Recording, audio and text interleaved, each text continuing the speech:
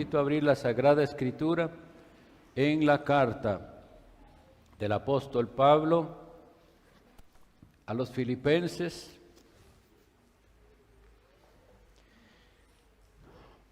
Estamos en los últimos 3 versículos. Este es el sermón número 28 de la serie. Nos queda solamente un sermón y terminamos esta carta de hoy en 8, si el Señor así lo concede. Filipenses capítulo 4, versículos de 21 al 23. Dice la palabra de Dios: saludad a todos los santos en Cristo Jesús. Los hermanos que están conmigo os saludan. Todos los santos os saludan, y especialmente los de la casa de César. La gracia de nuestro Señor Jesucristo sea con todos vosotros. Amén. Deseamos que Dios añada bendición a esta lectura de su palabra. El sermón esta mañana está basado en los versículos 21 y 22 y terminaremos de hoy en 8 con el versículo 23. Nosotros nos acercamos a la Biblia con una convicción de que es la palabra inspirada de Dios, que Dios milagrosamente la ha preservado por siglos y siglos para su pueblo de todas las épocas. Y nosotros al acercarnos sabemos esto, que en la Biblia nada falta ni nada sobra.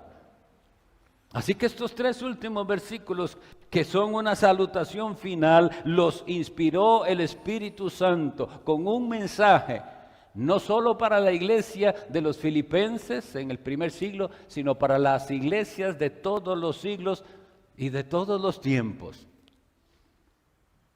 El versículo 1 dice: saludad a todos los santos. Vamos a considerar, ¿qué es esto? ¿Quiénes son los santos? ¿A quiénes se refiere con los santos? Nosotros vivimos en un contexto del catolicismo romano, pero a veces somos ignorantes de lo que nuestros mismos compatriotas creen, y a veces ellos mismos ignoran lo que su misma iglesia cree. En la iglesia católica romana hay aproximadamente 10,000 santos, porque en el catolicismo romano, para ser santo, ya debe haber muerto. Hay todo un proceso que se llama el proceso de canonización.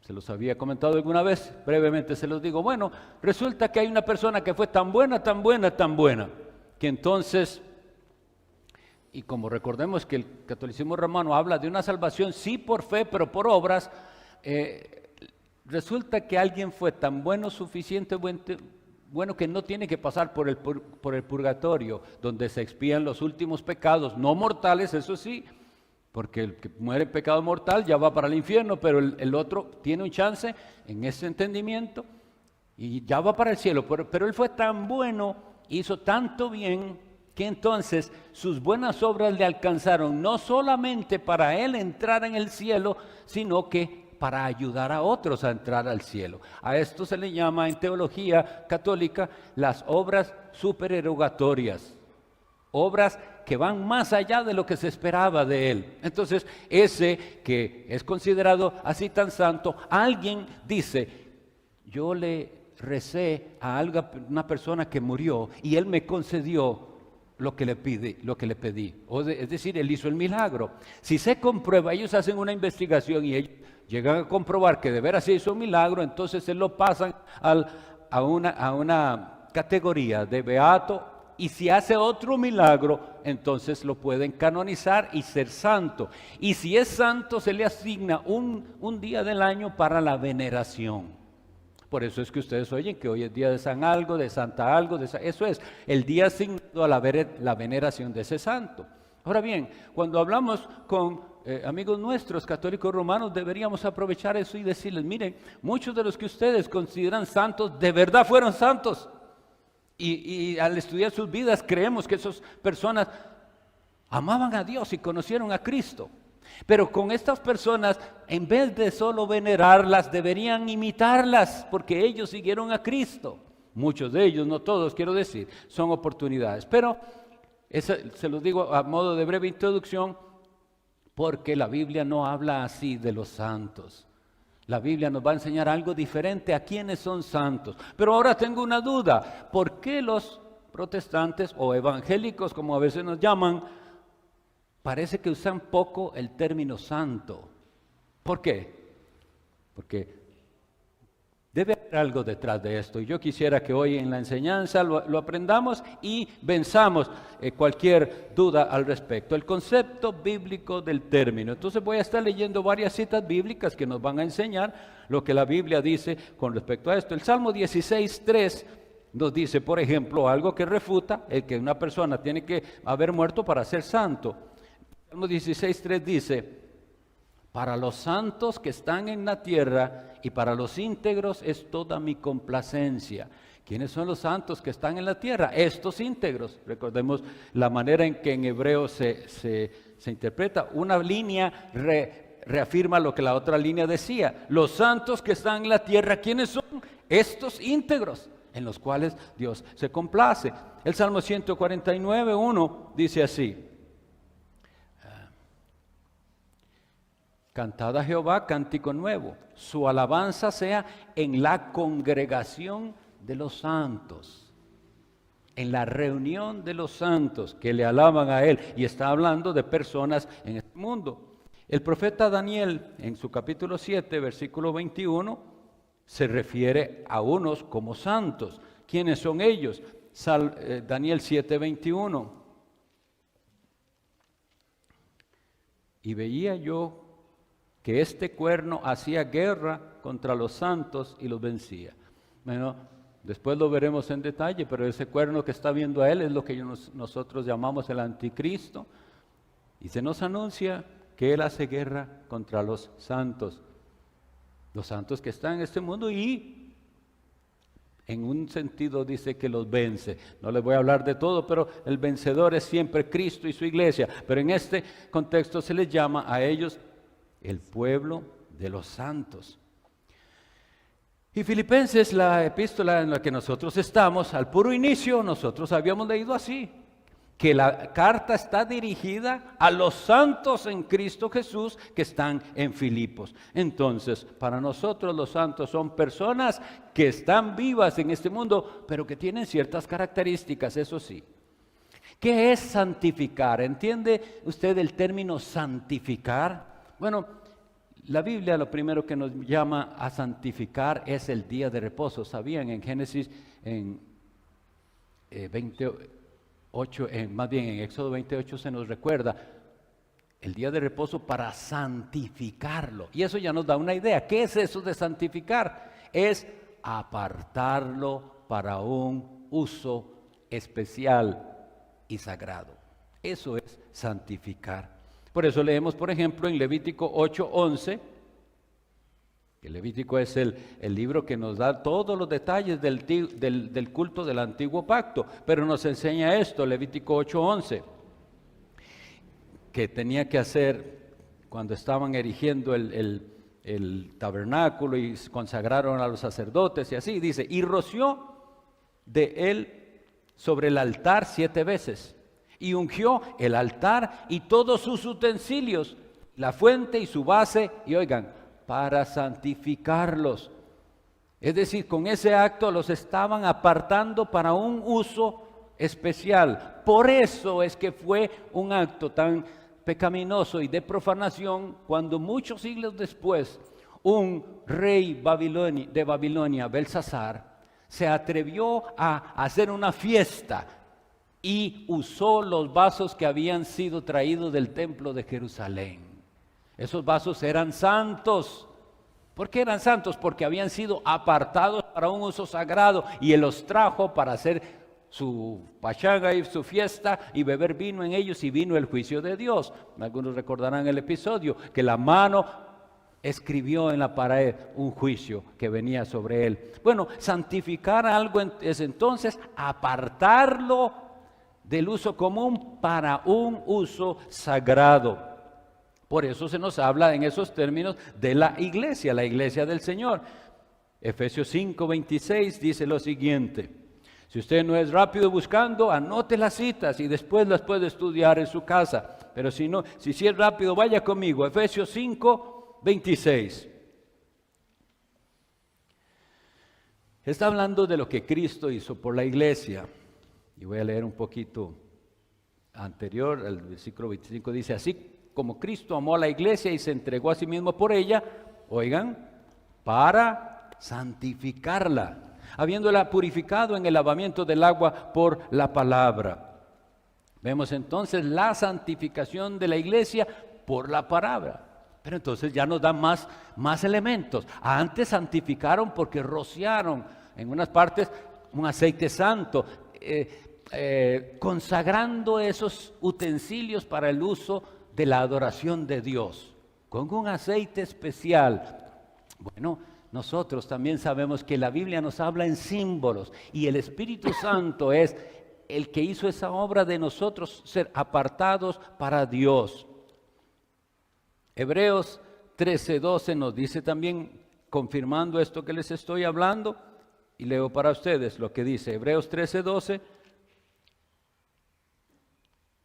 Por lo cual también Jesús, para santificar al pueblo, para hacerlo santo, para santificarlo mediante su propia sangre, padeció fuera de la puerta. Entonces aquí vemos la conexión entre santos y Jesucristo y su sangre. Aquellos a los que Jesucristo limpia con su sangre, a los que el Espíritu Santo trae al conocimiento salvador de Jesús, son los santos. Y son personas realmente diferentes. Pero no se trata de simplemente personas que tratan de ser muy buenas. No, se trata de que Dios a estos los hizo diferentes. Esto aparte es importante que atendamos que no es un santo alguien que simplemente trata de ser muy bueno, porque hay gente que trata de ser muy buena y ni siquiera cree en Jesucristo. No se trata de ser bueno. Esto se trata de algo que Dios hizo en nosotros, los cristianos, y que se evidencia en la manera en que vivimos, como vamos a ver. Ahora, aquí lo que se nos da es muy claro qué es lo que identifica a estos verdaderos santos. Dice así, saludad a todos los santos en Cristo Jesús. Son santos en Cristo Jesús y esto hace toda la diferencia, porque todo depende de su relación con Jesucristo. Quisiera que hagan el esfuerzo de ir a la carta a los Efesios capítulo 1 y vamos a ver algo muy particular de esto que les digo, que todo se centra en Jesús, el Hijo de Dios. Si es que usted va a ser santo en Cristo, tiene que entender esto. Primero, Dios nos escogió en Él, en su Hijo. Y dice el versículo 4, Efesios 1:4, según nos escogió en Él. Entonces, santos en Cristo Jesús, escogidos en Él, antes de la fundación del mundo, dice. Y nos adoptó por medio de Él. Veamos el versículo 5. En amor, habiéndonos predestinado para ser adoptados hijos suyos por medio de Jesucristo. Entonces, nos escoge en Él y por medio de Él nos adopta. Versículo 6, nos hizo aceptables en Él. Dice así, para la alabanza de la gloria de su gracia, con la cual nos hizo aceptos en el amado. El amado es Jesucristo. Solo en su Hijo Jesucristo se complace Dios el Padre. Solo en Él. Leemos en el Evangelio que dice, este es mi Hijo amado en quien tengo complacencia. Solo en el Hijo de Dios tiene el Padre complacencia. Pero si usted está en Él, es hecho acepto. Acepto significa aceptable. Dios le dice sí, le recibo. Pero en Él. Versículo 11, heredamos el reino en Él. Dice el versículo 11, en Él, otra vez, en Jesucristo, asimismo tuvimos herencia. Vean qué maravilloso hasta el momento. Nos escogió en Él, nos adoptó por medio de Él, nos hizo aceptados en Él y tras de eso tenemos una herencia en Él. Dios es muy bueno y como ahora veíamos en la primera hora esa frase que debería llenar nuestro corazón de esperanza, de escuchar esas palabras. Venid, benditos de mi Padre, heredad del reino. Heredad del reino preparado para vosotros desde la fundación del mundo. Y en el versículo 13 de Efesios 1 leemos que recibimos el sello del Espíritu en Él también. En Él también vosotros, habiendo oído la palabra de verdad, el evangelio de vuestra salvación, y habiendo creído en Él, fuisteis sellados con el Espíritu Santo de la promesa. Bendito sea Dios. Recibimos el sello en Él. El versículo 23 nos dice, 22, 23 para tener la idea, y sometió todas las cosas bajo sus pies y lo dio por cabeza sobre todas las cosas a la iglesia, la cual es su cuerpo. Oigan esta frase, la plenitud de aquel que todo lo llena en todo. Cristo lo llena todo en todos. Una de las cosas que necesitamos afirmar con respeto y amor, pero con firmeza, es la exclusividad de Jesucristo. No hay manera de llegar a Dios si no es por su Hijo Jesucristo. Estamos rodeados de gente que quiere decirnos, todas las religiones son buenas, hay 1000 caminos para llegar a Dios, etcétera, etcétera. Tristemente, hasta el pontífice romano que recién murió, así decía, que al final todos, hasta los ateos, van a estar con Dios. Nosotros debemos mantenernos en esta verdad, es en Jesucristo, fuera de Él no hay salvación, solo un camino, solo Jesús, y es en Él en el que somos considerados y llamados santos. Y dice una vez más el profeta Daniel en el capítulo 9, versículo 24. 70 semanas están determinadas sobre tu pueblo y sobre tu santa ciudad, para determinar la prevaricación y poner fin al pecado y expiar la iniquidad, para traer la justicia perdurable y sellar la visión. Todo esto es de profecía, pero oigan esta frase, y la profecía y ungir al santo de los santos. Ese es nuestro Señor Jesucristo, el santo de los santos, el santo de aquellos que por su sangre han sido, como leíamos, santificados, apartados para Dios, apartados por Dios, para Dios. Eso es ser santo. Entonces, creo que con esto es suficiente. Sabemos que es ser un santo. Es alguien que ha sido apartado por Dios y para Dios, pero en Cristo, no fuera de Él, siempre en Cristo. Ahora, esto de santificar, de apartar, tiene dos categorías. La primera es posicional, es decir, como decía el pastor en la oración, Dios nos traslada de un reino a otro, del reino de las tinieblas. Tinieblas es oscuridad de error, oscuridad de pecado, oscuridad de engaño. De todo eso nos saca Dios y nos traslada a su luz admirable, al reino de su amado Hijo. Eso es posición. Ya no estamos allá, ahora estamos acá. Y eso ocurre una vez para siempre. Cuando el corazón humillado clama a Jesús por salvación, con verdadero arrepentimiento, creyendo de verdad que no hace nada falta más que la sangre derramada en el Calvario, ese día esa persona es trasladada del reino de las tinieblas al reino de la luz. Y ya no es más hijo de ira como los demás, ahora es hijo de Dios santo. Ahora, es santo desde ese momento, pero le falta que lo otro que les decía, La santificación es progresiva porque está comparada en la Biblia con una limpieza y una purificación progresiva. Porque ese que ha sido salvado por la fe en Jesucristo ahora ama la justicia y busca el reino de Dios y su justicia.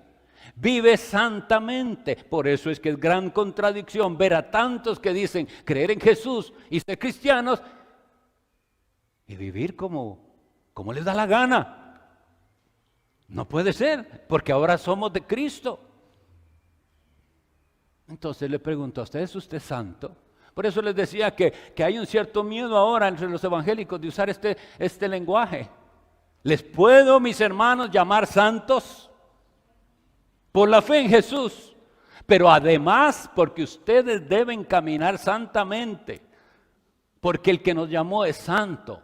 Y eso dice tanto en el Antiguo Testamento como Pedro dice, sed santos, dice Dios, porque yo soy santo.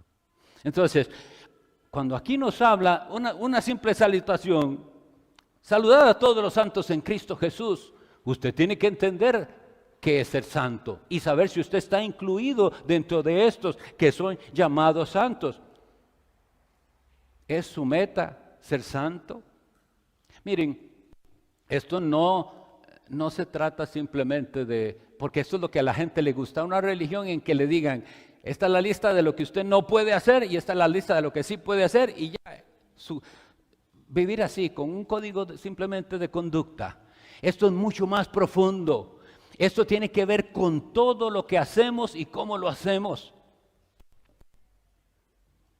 Miren, es tan triste cuando hay personas que van a las iglesias y se abstienen de tal cosa u otra, pero parece que lo que hacen es decir, es que no puedo porque en mi iglesia prohíben tal cosa. O mi religión no me lo permite, como dicen otros. De eso no es de lo que habla aquí. Es de que usted es santo y no quiere contaminarse con las vanas cosas del mundo. Y que hay lugares a los que definitivamente usted no va y hay una cierta manera de hablar que usted no practica porque es del mundo. Eso se sabía antes. Los evangélicos tenían muy claro que había cosas que ellos no hacían. Ahora no, yo no sé qué hay que los evangélicos no hagan. Pero los que son santos sí, porque no es porque me digan, ni me obliguen, ni me prohíban. Es que yo soy de Cristo, quiero agradarle a Él. Y no huyamos, hermanos, de ese estándar tan mediocre que hay en muchas partes. Porque como les digo, se refiere a todo, sí. A lo que usted hace, a cómo lo hace, a lo que piensa. Imagínese, va hasta ahí, hasta donde solo Dios puede ver. Y bueno, también, aunque yo sé que no es popular y no quieren que hable de eso, hasta en cómo usted se viste, sí, tiene que ver también. No es invento nuestro, está en la Biblia. Los sitios que usted frecuenta, cómo administra usted el tiempo, a qué le dedica tanto tiempo, en qué invierte su dinero, en qué se le va el salario. Todo eso tiene que ver si usted vive santamente o no.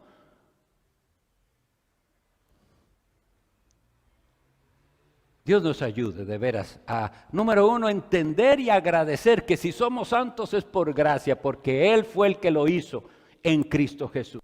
Y segundo, que nosotros, si somos llamados santos en Cristo, vivamos como santos.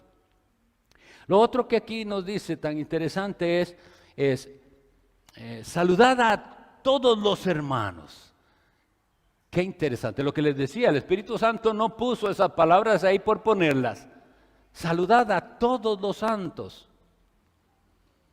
¿Por qué sería que tiene que decir Él eso? Hay una tendencia en nosotros y en todas las personas de saludar solo a sus amigos. Pero en Mateo 5:47 Jesucristo le dice, si saludáis a los que os saludan, ¿qué hacéis de más? ¿No hacen esto los gentiles?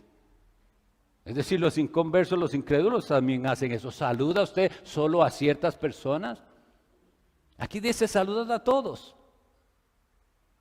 También me puse a pensar, ¿estaría el apóstol Pablo pensando en aquellas dos, se acuerdan al principio del capítulo? Evodia y Síntique.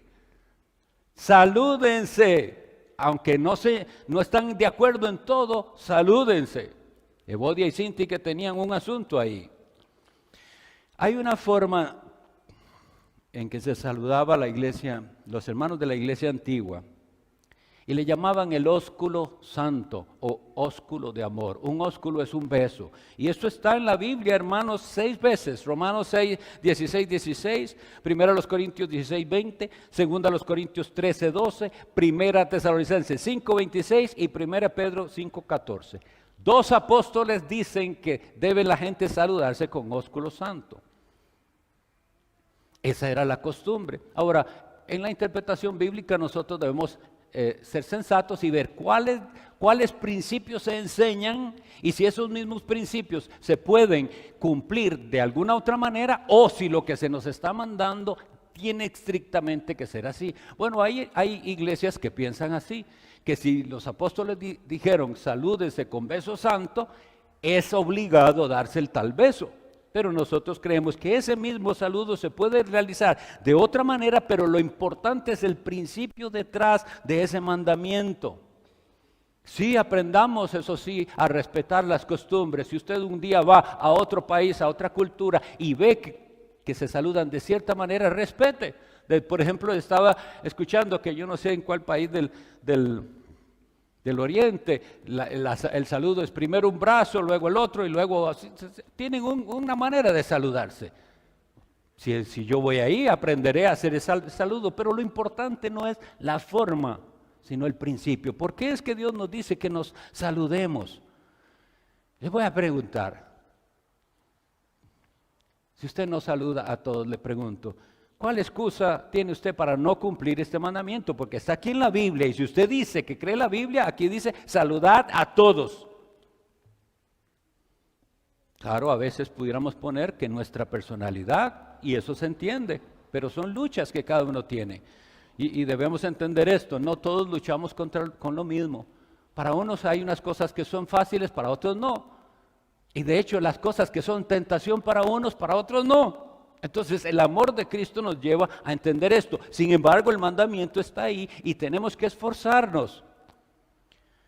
Yo sé que en la sociedad en que vivimos, la situación es tal que hay algunos que desearían pasar desapercibidos y por eso es que les gusta una iglesia donde nadie se meta con ellos. Si llegó, no importa, si no llegó, tampoco importa. Y de una vez les anuncio, aquí no es así. A nosotros sí nos importa. Sí nos importa, y ustedes saben que si veo a alguien que ya no llegó, nosotros los pastores decimos, ¿vio a tal? ¿Por qué no llegó? Sí nos interesa. Entonces tomemos tiempo, por favor, para saludar a todos, y debe ser de una manera atenta, viéndose a los ojos, no un saludo así, sin gracia, no, vea, es un hermano suyo, o por lo menos profesa fe en Cristo. Y si él ama a Jesús, usted debería amarlo también a él.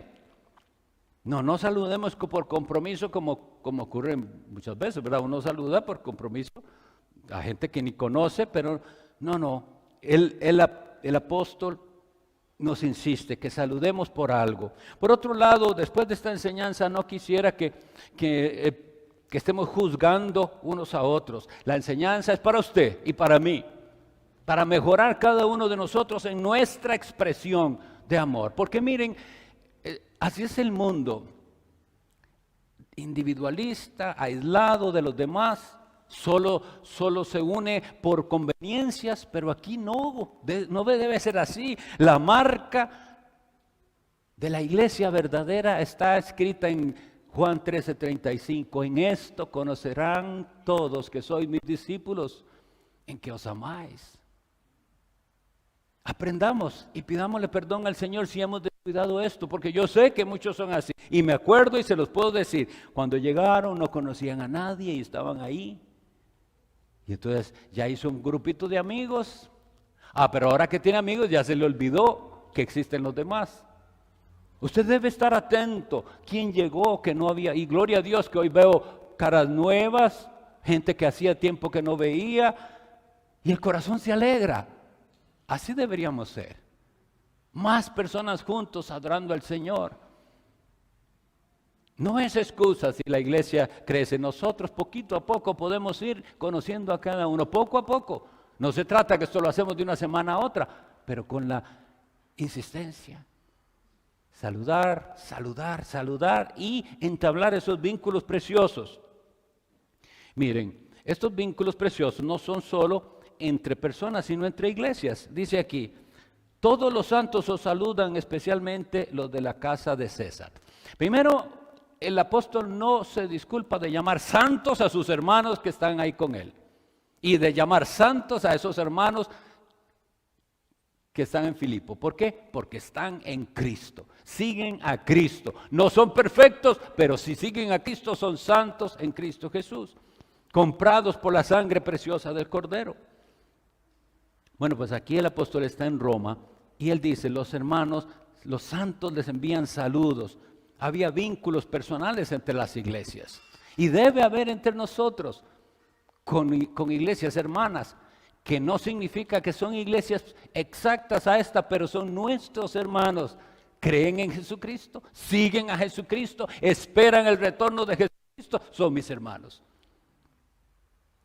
El amor, dice Colosenses 3:14, es el vínculo perfecto. Vínculo, comparémoslo con lo que une. Si usted está haciendo un edificio de piedras, digamos, ¿con qué pega esas piedras? Eso es, el vínculo entre ellas. Y la Biblia nos dice que nosotros somos piedras vivas. El edificio de Dios, si lo comparamos a un edificio de piedras, son todos los creyentes. ¿Y cómo están unidos esos creyentes? Con el vínculo del amor. Yo le quiero preguntar, ¿se siente usted parte de esta iglesia? ¿O se siente usted parte de alguna iglesia? Porque eso es lo que debe ser. Nosotros no debemos simplemente ir a la iglesia o congregarse, como dicen algunos. No, usted tiene que ser parte. Y eso toma tiempo para sentirse parte. Y queremos que sea parte de esta iglesia. Tiene sus condiciones, pero lo deseamos. Hay una frase aquí importante que dice, especialmente los de la casa de César. Recordemos la época en que está hablando el apóstol Pablo, es la época del Imperio Romano, los Césares, pero en particular el que estaba en ese momento era el César llamado Nerón. Si no han estudiado de él, lean. Fue un hombre de lo peor y más cruel que hay. Y Roma era una ciudad pagana con un grado de inmoralidad espantoso. ¿Pero por qué es importante que consideremos esto? Porque de ahí, de la corte de un emperador malvado, inmoral, cruel, de la corte de ese hombre se convirtió en personas. Y no dice aquí exactamente que fueran familiares, sino que la casa de César significa todos los que trabajan para él también. Empleados, sirvientes, etcétera. Y esto es importante, ¿saben por qué? Porque el apóstol Pablo no perdía tiempo. Estaba evangelizando en la cárcel y se convirtieron personas. Pero a veces nosotros tratamos a ciertas personas que han llegado a cierto nivel de depravación como si no tuvieran esperanza. Y a veces decimos, bueno, ese sí es cierto que no, ya yo le he hablado, etc. No, hasta la casa de César hubo convertidos. Tengamos esperanza que hasta el más hundido en el pecado, hasta el más corrupto, donde sea que esté, puede alcanzarlo el evangelio de Cristo. Vean que los incluye aquí en el saludo. El versículo con el que quisiera terminar es ese: saludad a todos los santos en Cristo Jesús, enfatizando que es en Cristo Jesús. Si usted es de Cristo, es santo, y yo le animo, viva como un santo en Cristo Jesús. La doxología de un rito del rito latino realmente es importante. Hay segmentos de las liturgias antiguas que se han olvidado y que tienen mucho que enseñarnos. Dice así una doxología: por Cristo, con Él y en Él. A ti, Padre, a ti, Dios Padre omnipotente, en la unidad del Espíritu Santo, todo honor y toda gloria por los siglos de los siglos. Amén. ¿Qué significa esto? Que nosotros adoramos a Dios únicamente por la mediación de Cristo. Pero no adoramos a Dios de una manera individual. Usted no puede ser cristiano individual. Yo soy cristiano, yo y mi Biblia, y olvidándose de los demás, porque eso no es el propósito de Dios. El propósito de Dios es que si Él le ha reconocido a usted como una oveja del rebaño de Cristo, usted es trasladado al rebaño de Cristo y el rebaño anda junto. Tiene que andar en unión, y por eso dice, en la unidad del Espíritu Santo. Todos aquellos que tienen al Espíritu Santo tienen el mismo amor por Jesús y eso los une. Dios une a sus santos en este mundo para adorarle a Él. Y un día los va a reunir en una reunión completa en la eternidad para seguir adorándolo a Él. Y estos santos, como digo, tienen dos características. Se aman entre sí, Juan 13:35, y obedecen a Dios. Si me amáis, guardad mis mandamientos, dijo el Señor. ¿Ama usted a Jesús? ¿Cómo es su amor por Cristo? ¿Palabras, sentimientos? ¿O se muestra en su obediencia a Jesucristo? Que hoy sea día para que usted vaya a Jesús y le diga, yo quiero ser contado entre tus santos. Quiero experimentar ese amor. Y ese amor es el que le capacita a usted para perdonar a otros porque usted es perdonado. Es el que le capacita para ser paciente con otros porque Dios fue paciente con usted. Y es el que le capacita para que unidos a otros santos llevemos a cabo esa gran comisión que Él nos dio. Alumbremos, mis hermanos, con la luz de Cristo. Que la gente no vea, porque miren, esto de saludarse, podemos decir, bueno, es un elemento del culto y podemos poner un momentito en el culto, entonces, ok, salúdense, obligados a saludarse en este momento. No, no es la idea. Pudiéramos hacerlo y se hace así. De hecho, en la misa es, llega el saludo de la paz sea contigo, la paz, pero no hay paz. Es, interésese por su hermano, interésese por ese con el cual le correspondió hoy sentarse al lado, interésese, él es una persona, tiene sentimientos, tiene un recorrido, fue salvado por la gracia de Dios. Y usted también tiene algo que aportar a ese otro. Es lindo la vida cristiana cuando la entendemos. Por eso entonces también les aviso, mis hermanos, sobre todo a los pastores, ténganos paciencia porque en el saludo no podemos dar consejerías. Tenemos que estar saludando. Y si alguien nos acapara con una conversación muy larga, no me da chance de saludarlos a todos. Y quiero que no se me vaya nadie sin saludar. Entonces, si usted tiene una pregunta o una consulta, tenga la confianza de después contactar a los pastores. Y con mucho gusto les ayudaremos. Vamos a orar. Dios Padre Todopoderoso, tu palabra ha sido leída y hemos meditado en ella, pero solo tu Espíritu Santo la puede hacer penetrar al alma. Ayúdanos, Señor. Perdónanos nuestros descuidos y concédenos a esta tu iglesia que se reúne aquí, brillar con santidad. Líbranos, Señor, de las cosas, de contaminarnos con tanta cosa que el mundo hoy ofrece, que es vana, que es inútil. Ayúdanos, Señor, a entender que tú nos apartaste para ti mismo. Somos tuyos, por eso te amamos. Y mira, Señor, los corazones, si hoy hay quien aquí tiene dudas o está en tribulación, que tu Santo Espíritu le dé esperanza en Jesucristo. Amén.